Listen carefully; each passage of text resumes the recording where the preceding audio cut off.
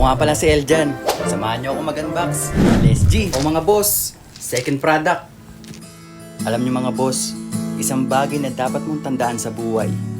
Huwag mo ikahiya yung mga diskarte mo. Yung iba nga dyan, wala nang diskarte. Maarte pa. Ito pala ay galing kay Simple Supplement. Thank you sa pagpapadala ng product. Salamat sa tiwala. Wala naman kasi dapat ikahiya. Mapadiskarte man yan o trabaho. Basta marangal. Pagpatuloy mo. Bakit ka mahiya? Ito yung bumubuhay sa'yo. Alam nyo, ako nga graduate naman ako ng college. Pero bakit ba ako nagbebenta? Kasi gusto ko makawala sa pagiging alipin ng minimum rate. Alam ko kasi, kahit galing ako sa work, fix pa rin naman yung sahod eh.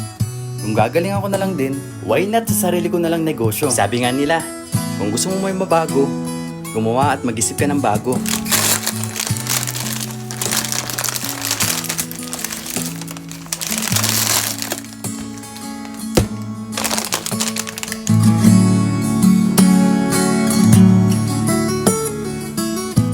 Bale itong mga boss, kung natatandaan nyo, ito yung unang pinadala sa atin. Ito yung pangalawa. And yung the rest dyan, binili natin. And sana, mapuno natin tong lamesa. Yan. Kung nakikita nyo, madami-dami na. At sana, mas dumami pa yan.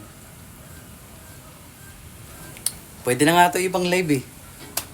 Kung totoo pwede na ako mag-live eh, diba? Kasi meron na akong pang show product. Pag-isipan ko pa. Kasi hindi naman ako sanay yun eh. Hindi ako madaldal. Kaya hindi ko alam kung kaya ko ba mag-live. Pero ang saya lang nakakaipon ka na ng mga product. And meron ka na pang video. And malay natin, baka itong buong kwarto ko mapuno ng product.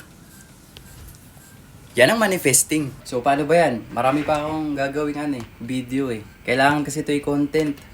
Kasi pinadala nila eh. Kaya obligasyon natin na gawan sila ng video bilang pasasalamat sa product na binigay nila.